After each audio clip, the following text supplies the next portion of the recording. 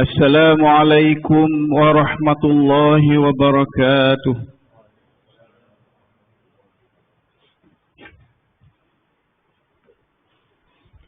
الله أكبر الله أكبر الله أكبر الله أكبر أشهد أن لا إله إلا الله أشهد أن لا إله إلا الله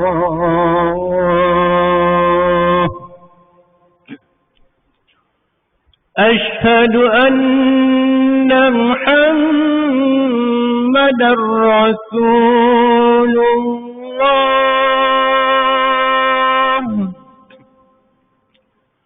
أشهد أن محمدًا رسول الله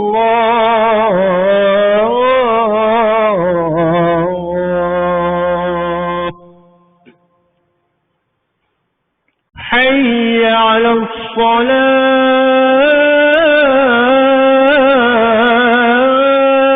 الصلاة حي على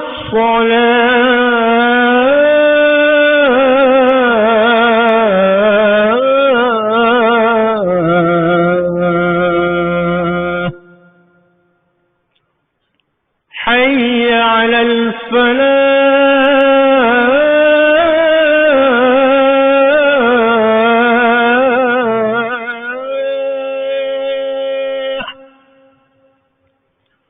حي على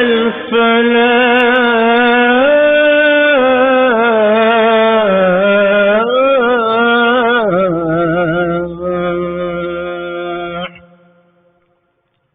الله أكبر الله أكبر لا إله إلا الله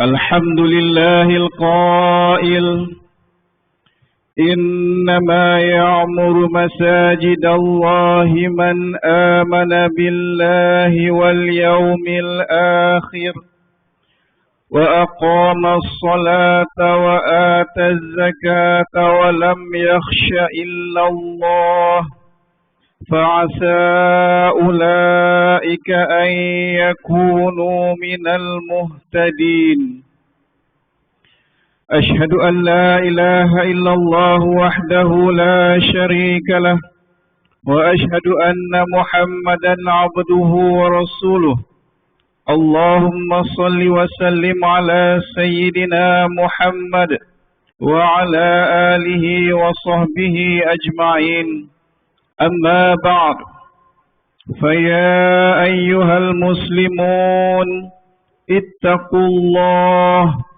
أوصيكم وإياي بتقوى الله فقد فاز المتقون قال الله تعالى يا أيها الذين آمنوا اتقوا الله حق تقاته ولا تموتن إلا وأنتم muslimun. Muslimin yang dirahmati Allah Subhanahu wa taala sekalian, saya menyeru agar kita bersama-sama meningkatkan ketakwaan kita kepada Allah Subhanahu wa taala dengan melaksanakan segala perintahnya dan meninggalkan segala larangannya. Marilah kita memberi sepenuh tumpuan kepada khutbah yang disampaikan. Jangan berleka-leka dengan telefon bimbit. Jangan berbual-bual. Semoga khutbah ini memberi manfaat kepada kita semua. Mimbar Jumaat pada hari ini akan membicarakan khutbah yang bertajuk Masjid Rumah Keduaku. Hadirin Jumaat yang dirahmati Allah Subhanahu wa taala. Masjid bermaksud tempat sujud. Dari segi istilah, satu tempat bersujud yang dibangunkan untuk melaksanakan amalan ketaatan dan ketakwaan kepada Allah Subhanahu wa taala. Sujud meletakkan kedudukan manusia paling rendah di hadapan Allah Subhanahu wa taala. Masjid merupakan tempat ibadah khusus seperti solat dan beriktikaf bagi orang beriman serta syiar dan lambang kesatuan umat Islam. Allah Subhanahu wa taala menjelaskan bahawa orang-orang beriman adalah orang-orang yang layak untuk memakmurkan masjid-masjid Allah. Di samping itu, masjid menjadi tempat di mana seseorang hamba berada pada kedudukan yang paling akrab dengan Tuhannya. Firman Allah Subhanahu wa taala dalam surah At-Taubah ayat 18 yang telah dibacakan pada permulaan khutbah tadi yang bermaksud hanya saja orang-orang yang layak memakmurkan, yakni menghidupkan masjid-masjid Allah itu adalah orang-orang yang beriman kepada Allah dan hari akhirat, serta mendirikan sembahyang dan menunaikan zakat dan tidak takut melainkan kepada Allah. Dengan adanya sifat-sifat yang tersebut, maka adalah diharapkan mereka menjadi dari golongan yang mendapat petunjuk. Hadirin sekalian, seperti yang kita fahami sejak zaman Rasulullah sallallahu alaihi wasallam, masjid bukan terhad sebagai tempat beribadah semata-mata, namun merupakan pusat kegiatan dakwah. Peranan masjid pada hari ini mencakupi pelbagai aspek seperti penganjuran program keagamaan dan aktiviti kemasyarakatan seperti dalam aspek kehidupan, pendidikan, kebajikan, platform penyatuan dan perpaduan ummah dan ekonomi umat Islam. Ini termasuklah kegiatan dan aktiviti pengajaran, dakwah, program remaja, sambutan keagamaan serta motivasi kepada masyarakat untuk memakmurkan rumah Allah 5 waktu sehari semalam. Apabila masjid dimakmurkan, ia menjana kesan positif bagi pembinaan masyarakat madani dalam rangka membina perpaduan umat Islam. Hakikatnya pada hari ini masjid dijadikan sebagai tempat perkembangan syiar Islam. Fungsi masjid bukan sekadar menjadi medan pertemuan jemaah dengan pelbagai sajian majlis ilmu, malah kegiatannya dilihat semakin luas dan berkembang. Oleh itu, cadangan dan penghayatan menjadikan masjid sebagai rumah kedua adalah sangat relevan dalam hidup kita. Antaranya yang pertama, menjadikan masjid sebagai tempat pembentukan nilai kerohanian dan jati diri umat Islam. Masjid memiliki peranan penting sebagai tempat pembentukan kerohanian dalam pelbagai aspek. Antara aspek pembinaan kerohanian yang utama di masjid adalah aspek ibadah dan bermunajat. Masjid dilihat sebagai lokasi yang paling ampuh untuk membina kekuatan hati, jiwa dan rohani daripada sifat toksik dan tercela. Ini kerana masjid menjadi tempat rawatan jiwa dan rohani yang terbaik bagi umat Islam. Menurut Imam An-Nawawi rahimahullah, masjid tempat turunnya rahmat daripada Allah Subhanahu wa taala. Wal masajidu mahallu nuzulir rahmah. Masjid-masjid adalah tempat turunnya rahmat. Melihat kepada generasi salaf as-soleh, apabila menghadapi masalah, kebimbangan dan cabaran, mereka akan bergegas mencari masjid sebagai tempat perlindungan dan penyelesaian, serta mengadu hal yang dihadapi kepada Yang Maha Kuasa. Dalam satu kisah, pada suatu hari ketika cuaca menjadi kelam, orang bertanya kepada Anas bin Malik radhiyallahu anhu, "Pernahkah Tuan melihat perkara seperti ini berlaku semasa hayat Rasulullah sallallahu alaihi wasallam?" Dia menjawab, "Aku berlindung dengan Allah Subhanahu wa taala. Pada masa itu kalau berlaku ribut, kami akan bersegera ke masjid. Takut kalau berlaku hari kiamat. Tidak syak lagi masjid mempunyai aura positif, keselamatan dan perdamaian. Di samping itu, segala kegiatan dan aktiviti di masjid dalam bentuk amalan semuanya menjurus untuk tunduk mengingati Allah Subhanahu wa taala. Inilah kelebihan yang ada pada masjid yang tiada pada tempat lain.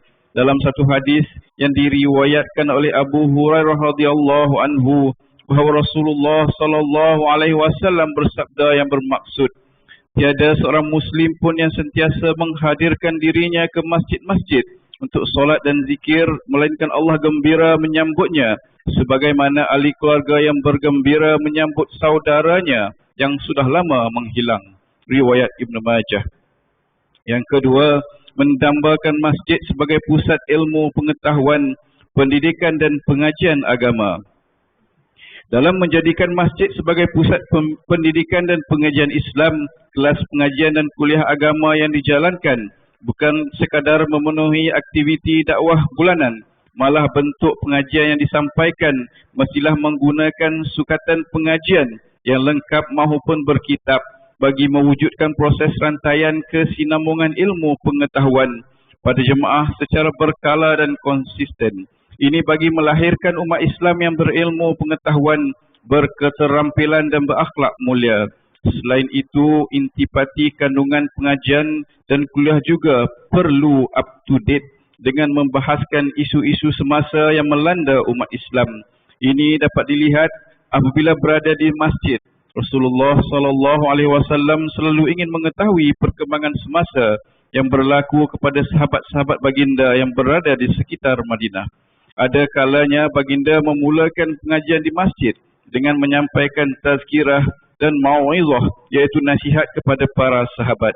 Hal ini sebagaimana hadis yang diriwayatkan oleh Al-Irbad bin Sariyah katanya, wa'adhana Rasulullah sallallahu alaihi wasallam mau'izatan wajilat minhal qulub wa zarafat minhal uyun. Rasulullah sallallahu alaihi wasallam telah menasihati kami suatu nasihat yang menggetarkan hati dan mencucurkan air mata. Riwayat Abu Daud dan Al-Tirmizi. Yang ketiga, masjid dijadikan pusat komunikasi komuniti setempat. Langkah dan usaha ini bagi menyerlahkan fungsi masjid sebagai pusat komuniti setempat yang menyediakan pelbagai platform kepada segenap lapisan masyarakat, meliputi aspek pengaruh psikologi dan spiritual. Begitu juga bagi pentadbir masjid, binalah jambatan ukhuwah agar masyarakat dan jemaah sekitar dapat memakmurkan rumah Allah dengan memperkukuhkan persaudaraan, kesefahaman, kecintaan sesama umat Islam dan menghayati ajaran Islam serta memperhebatkan aktiviti dan program di kawasan setempat. Muslimin yang dikasihi Allah Subhanahu wa taala sekalian, dalam Islam masjid mempunyai kedudukan yang tinggi dan mulia. Ia merupakan tempat yang paling dicintai oleh Allah. Hadis daripada Abu Hurairah radhiyallahu anhu bahawa Rasulullah sallallahu alaihi wasallam bersabda, ahabbul bilad ila Allah masajiduha. Tempat yang disukai oleh Allah adalah masjid. Riwayat Muslim. Umat Islam perlu kembali bermuhasabah diri dan kembali kepada ajaran Islam yang sebenarnya dengan menjadikan Al-Quran dan As-Sunnah sebagai ikutan terbaik. Hal ini sebagaimana sahabat-sahabat Nabi SAW menjadikan solat berjamaah di masjid sebagai rutin harian bagi menzahirkan syiar dan penyatuan umat Islam. Sahabat-sahabat Nabi juga bimbang jika mereka tidak hadir untuk solat secara berjemaah akan terbit sifat munafik di dalam diri mereka. Peringatan daripada Abdullah bin Mas'ud radhiyallahu anhu pernah berkata, laqad ra'aituna wa ma yatakhallafu 'anis shalah illa munafiqun qad 'ulima nifaquhu. Menurut pendapat kami, yakni para sahabat, tidaklah seseorang itu tidak hadir solat berjemaah melainkan dia adalah seorang munafik yang jelas kemunafikannya. Riwayat Muslim. Oleh itu, setiap individu Muslim perlu menjadikan masjid sebagai rumah keduanya dengan melazimkan diri untuk menghadirkan solat 5 waktu dan menghadiri majlis-majlis ilmu yang dianjurkan. Memakmurkan masjid adalah salah satu tanda iman dan penyebab cinta Allah. Di samping itu, didik anak-anak untuk mencintai rumah Allah dengan membawa anak-anak melazimi solat berjamaah pada setiap waktu yang terluang. Selain itu, jadilah hamba yang hatinya sering teringat dan terpaut kepada masjid, terpaut dengan kemesraan dan keikhlasan jemaah, terpaut dengan pengajian dan aktiviti serta program yang dapat membugarkan hati dan jiwa, serta mempunyai nilai tambah kepada ilmu dan ukhuwah. Setiap Muslim dan masyarakat setempat harus berperanan dalam memakmurkan masjid, kerana memelihara dan memakmurkan rumah Allah itu adalah bukti kita mensyukuri nikmat Allah Subhanahu wa taala. Marilah kita berazam dan bertekad menjadikan masjid sebagai rumah kedua agar hidup sentiasa diberkati dan dirahmati. Kerana orang yang memakmurkan masjid itu adalah orang-orang yang benar-benar beriman kepada Allah Subhanahu wa taala, dihapuskan kesalahannya dan diangkat darjatnya. Hadis daripada Abu Hurairah radhiyallahu anhu bahawa Rasulullah sallallahu alaihi wasallam bersabda, "Man tatahhara fi baitihi thumma masya ila baitin min buyutillah liyaqdiya fariidatan min faraidillah kanat khutuwatuhu ihdahuma tahuttu khati'ah wal ukhra tarfa'u darajah." Sesiapa yang bersuci di rumahnya kemudian berjalan ke salah satu rumah Allah yakni masjid untuk melaksanakan kewajipan yang Allah tetapkan, maka kedua langkahnya yang satu menghapus kesalahan dan satu lagi meninggikan darjat. Riwayat Muslim.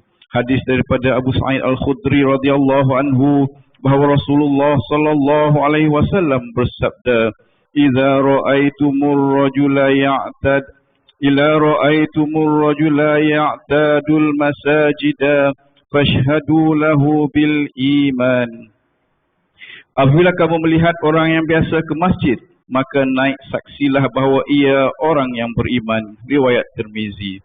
Hadirin dikasihi Allah sekalian, kesimpulan khutbah yang dapat kita ambil pengajarannya pada hari ini adalah umat Islam hendaklah meyakini bahawa masjid adalah tempat ibadat dan menjana ketakwaan.